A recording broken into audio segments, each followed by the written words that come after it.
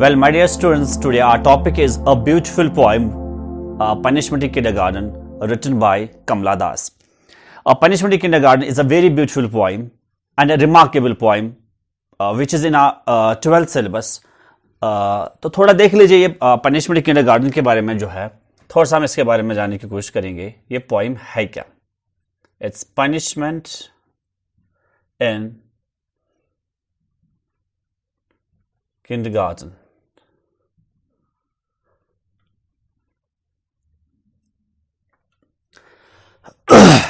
When we look at this poem, actually the title itself suggests that there is something and somebody has got the punishment in the kindergarten. Kindergarten means that basically the KG classes or the pre-nursery class or the nursery classes or play school जैसे हम कहते हैं. तो here somebody has got the punishment, किसी को punishment मिली है when he or she was in the kindergarten. और ये जो poem is a beautiful poem written by the Kamala Das. This is very beautiful poem. और इस poem में जब हम देखते हैं, because जो कमला दास ने है, means actually here this poem is also basically known as the autobiographical poem. Autobiographical poem. Autobiographical poem. Autobiographical poem basically means autobiographical poem का मतलब होता है, ये वो poem है जिसमें poet अपने इंसिडेंट के बारे में जो है एक्सप्लेन करने की कोशिश करता है. And here the poets, the Kamala Das, she explains her childhood incident. इस poem में वो अपना childhood incident जो है वो बयान करती है. She narrates childhood incident. इस पोएम में जो पोइट है वो अपने बचपनी के बारे में जो है एक इंसिडेंट जो है वो नरेट करता है. And when she was in kindergarten and in kindergarten she got the punishment. And right now जब हम इस पोएम को देखते हैं तो थोड़ा सा नजर रख लीजिए. यानी हमने पहले कहा punishment in kindergarten is a beautiful poem written by the Kamala Das and it is an autobiographical poem. Means when a poet explains her or his incidents or narrates the incidents of his life or of her life. और जब हम इस poem को देखते हैं, here the poet narrates an incident of her childhood when she was a child. But right now, when poet writes the poem, right now she is basically an adult. When this incident happened, at the time poet was a child. Now the poet is adult. आज poet जो है वो adult है. थोड़ा सा इसकी तरफ आप ध्यान रख लीजिएगा. जब हम इस poem को देखते हैं, इस poem को explain करने की कोशिश करते हैं. At the time when poet was a kindergarten, she was a child. But right now, जब वो आज इस poem को लिखती है, right now she is the adult. तो आपको दोनों चीजों को थोड़ा सा explain करके देखना है. अब जब हम इस पोएम की बात करते हैं, ऑटोबायोग्राफिकल पोएम की जब हम बात करते हैं, यहां होता क्या basically, when she was in kindergarten she went on a special day. That special day was the picnic day. वो एक पिकनिक डे होता है जब वो वहां चली जाती है और पोएट उस पिकनिक डे को जो है एक्सप्लेन करती है Honey colour day of peace. Honey colour day of peace.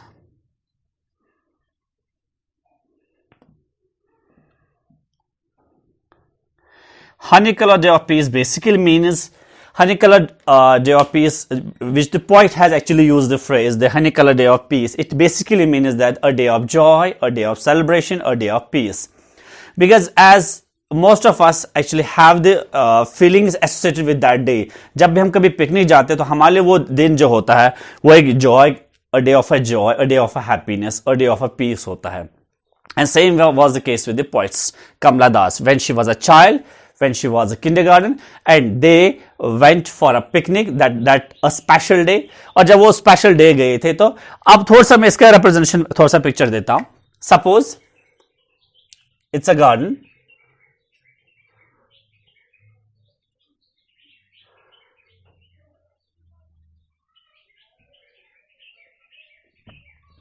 सब थोड़ा सा एक हम देखते हैं. Basically this incident actually happen, जो हमें इसके ऑटोबायोग्राफी से पता चलता है, this incident actually happen in the Victorian garden. ये जो इंसिडेंट हुआ है ये बेसिकली हुआ है विक्टोरियन गार्डन में. और जब हम बात करते हैं, सपोज एग्जांपल आप, ये एंट्री पॉइंट एक पार्क का है, विक्टोरियन गार्डन का एक एंट्री पॉइंट है, यहां से पाथ है और यहां से चलते हैं और यहां से लॉन है और यहां से भी लॉन है और यहां से भी लॉन है। तो जब हम इस पॉइंट को थोड़ा सा एक्सप्लेन करके देखते हैं, अब होता क्या, थोड़ा सा आप देख लीजिए पोजीशंस क्या थी। जो कमला दास थी वो यहां पर खड़ी थी जब वो पिकनिक गई थी, ठीक। और इसके जो बाकी जो क्लासमेट्स थे या स्कूल मेट्स जो इसके बाकी थे वो यहां पर बैठे थे लॉन में।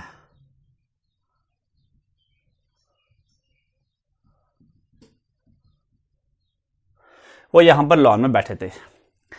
और यहां होता है hedge. Hedge is basically known as the row of plants. Hedge जो है that's basically known as the row of plants. जैसे हमारे यहां अक्सर कश्मीर में जो है एवरग्रीन के जो दरख्त होते हैं अलोंग द पाथ जो होते हैं, they are basically known as the hedge. और हेज के बाद जो है आप, हमारे यहां अक्सर फ्लावर बेड होता है, तो यहां से एक फ्लावर बेड है और उसके बाद लॉन है, तो ये फ्लावर बेड है, यानी ये हेज है and then the flower bed. पहले हेज फिर उसके बाद जो है फ्लावर बेड है।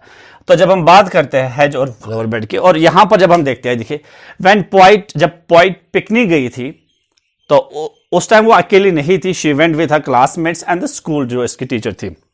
But when she was in Victorian garden, जब वो विक्टोरियन गार्डन में थी, there actually she was alone, वो वहां पर अलोन थी, खड़ी थी वहां पर, and she was standing alone. यहां पर जो पॉइंट थी was standing alone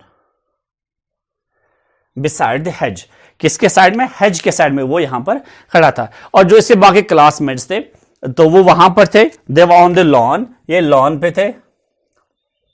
her school mates were at the lawn, वो लॉन में थे। What they were doing? They were sipping sugar cane and they were sitting in cluster. तो थोड़ा सा आप उस सीन देख लीजिए, जब हम उस विक्टोरिया गार्डन का सीन एक्सप्लेन करते हैं। यहां पर जो poet was standing alone beside the hedge and while as her classmates they were sitting on the lawn and they were spinning the sugar cane, and after spinning the sugar and they were sitting in the cluster, means they were sitting in the एक झुंड करके वो बैठे थे। और यहां पर जो इनकी जो फीमेल टीचर थी वो यहां से आती है, जो इनकी फीमेल टीचर थी, और पॉइंट उसको याद रखती है ब्लू फ्रॉक्ड वुमेन से, ब्लू फ्रॉक्ड वुमेन। तो पॉइंट जो है अपनी टीचर को जो है ब्लू फ्रॉक वुमेन, यहां पर जो एक पॉइंट डिवाइस इस्तेमाल हुआ है, that's called the visual imagery. और विजुअल इमेजरी का सहारा लिया है पॉइंट ने, and point has used that, जो इसकी टीचर थी when she was in kindergarten and when they went on a special day, that special day was the picnic day, and on that day actually उनके साथ जो इनकी female teacher थी blue frock women, point जो है उसको एक visual imagery का हेल्प लेती है और उसको इस नाम से पुकारती है। और जब वो टीचर आई, जब उसने इसको देखा, पॉइंट को देखा, she was standing alone, she was not mingling up with the rest of the her school mats, तो थोड़ा उसको गुस्सा आया, and she three words like pots and pans. और यहां पर भी इस्तेमाल पॉइंट ने जो है पॉट्स एंड पैन्स जो है साउंड इमेजरी का इस्तेमाल किया है। एंड यहां से जो है जो पॉइंट की फीमेल टीचर थी, she three words like pots and pans and said, hey what a peculiar child you are, why don't you join the others, यानी तुम कितने अजीब हो, तुम दूसरों को ज्वाइन क्यों नहीं करते हो। यानी जो उस टाइम जो पॉइंट्स थे, she was standing alone, she wasn't able to mingle up with the rest of the students, perhaps she was oversensitive child। और जब हम इस पोएम को देखते हैं तो यहां पर जो है कहीं ना कहीं जो है चाइल्ड साइकोलॉजी जो है वो एक थीम है जो टच करती है पॉइंट यहां पर। और यहां पर क्या होता है, basically the point she felt very awkward about that, and she her female teacher blue frock women threw words like pots and pans, और कहती है what a peculiar child you are, why don't you join the others, and who are the others here, her school mates, and who is being referred as the peculiar, the point, by whom, by the blue frock woman, and who was the blue frock woman, and she was the poet's teacher when she was in kindergarten. At that time, जो बाकी बच्चे थे, they was sat in cluster, they was sipping sugar cane and they were sitting sitting on the lawn. अब उसके बाद क्या होता है, जो ही इस टीचर ने स्कॉल्ड किया, डांटा किसको, कमला दास को, जब वो गार्डन में थी, तो बाकी जो बच्चे थे दे turned and loft at the poet, और उन्होंने हंसा, किस पे, पोएट पे हंसा. Who turned and laughed? Her schoolmates. They turned and laughed at the poet and उसके बाद क्या हुआ, the poet felt very much humiliated, embarrassed, और उसके बाद क्या हुआ, poet hid herself, ये नीचे बैठ गई और छुप गई और beside the hedge and smelt the flowers and the pain. और यहां पर और एक poet device का इस्तेमाल हुआ, that's the taste experience का इस्तेमाल हुआ है, poet ने इस्तेमाल यहां पर किया है. और आपको याद रखना है, ये जो इंसिडेंट पूरा का पूरा इंसिडेंट हुआ, it happened when poet was in kindergarten and she went on a special day. That special day was the picnic day. At the time the poet was a child, but right now poet is the adult. और जब ये poet इस poem को लिखती है, जब poet इस poem को लिखती है, now she is the adult. अब होता क्या है, poet पहले से एक टर्म्स इस्तेमाल करते हैं, today the world is little more my own. इसका मतलब होता है now the poet is adult, she is mature, she is able to do whatever she wants to do, and she is able to do whatever she wants to do. Means that's why she says that today world is little more my own. But at that time, world was little less her own when she was a child, because she was dependent on others. She could not do whatever she wishes to do. But right now, poet can do whatever she wishes to do because poet is adult. That's why in the beginning, actually, she starts with the phrase, today world is little more my own. And in the second line, she said that no need to remember. I don't want to remember a person, means blue frock woman, who caused her pain. How she caused her pain? By throwing words like pots and the pens. तो आपको थोड़ा सा याद रखना है, अब जो words फेंके, जब यहां पर वर्ड्स की हम बात करें, तो वर्ड्स जो है, जो इसकी टीचर ने, यानी ब्लू फ्रॉक वुमेन जो है,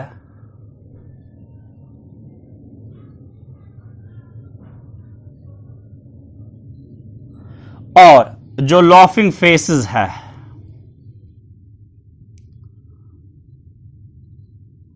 लॉफिंग फेसेस यानी किन्होंने इस पे हंसा, जो उसके स्कूल मेट्स थे. तो जब हम बात करते हैं हु थ्रू द वर्ड्स, यानी वर्ड्स किसने फेंके, वो इसके ब्लू फ्रॉक वुमेन जो इसकी फीमेल टीचर थी, एंड लॉफिंग फेसेस जो इसके स्कूल में थे, जिन्होंने हंसा when she was called by her teacher. और अब उसके बाद क्या होता है, वर्ड्स एंड लॉफिंग फेस की जब हम बात करते हैं, पॉइंट कहते हैं now they are blur, they are muffled now, यानी जो वर्ड्स है वो आज ब्लर है, वो मफल्ड है, means they are not properly known, यानी point they are not properly remembered, not properly remembered. यानी जो वर्ड्स उसकी टीचर ने फेंके थे और जो लॉफिंग फेसेस थे जो उसके स्कूल मेट्स ने उस पर हंसा था, पॉइंट कहते हैं आज मुझे वो सभी चीजें प्रॉपर्ली याद नहीं, इवन दो उसको याद है बट प्रॉपर्ली याद नहीं है. That's called the shaded memory. और जब हम देखते हैं, because at the time poet was child, now the poet is adult, because since then much time has passed, तब से क्या हुआ, बहुत सारा वक्त जो है वो गुजर गया, because at the time poet was a child, now the poet is adult, and that's why point do remember the words of her teacher and the long face of her schoolmates, but they are right now a blur, means not properly remembered by the poet. ठीक. और उसके बाद क्या होता है,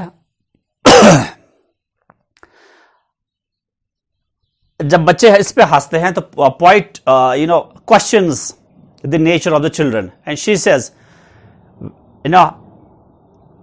how funny the children are. They laugh in mirth at others' tears. ये हंसते हैं दूसरों के आंसुओं पे, यानी जब दूसरों के यहाँ आंसू होते हैं, यहाँ गमजदा होता है, grief stricken होता है, और यहाँ पर जो poet है, she was grief stricken, but the rest of the children, rest of her schoolmates, they laughed at the poet, and that's why she questions the nature of the children. How funny the children are. They laugh at mirth. यानी ये हंसते हैं poet पे. और उसके बाद जब हम आगे इस पोएम में आगे जाते हैं, poet use a number of the poetry devices, but right now poet says that since then means that since childhood, her life has seen a lot of ups and downs, and that's why poet uses that these years sped along quickly, ये साल यूं ही बीत गए, sped along quickly, stopping at the beloved halls. और poet ने इस्तेमाल किया एक term का that's called the beloved halls. Beloved halls means that the good moments of life. Good moments of life. And then he said, my life sadly moved on.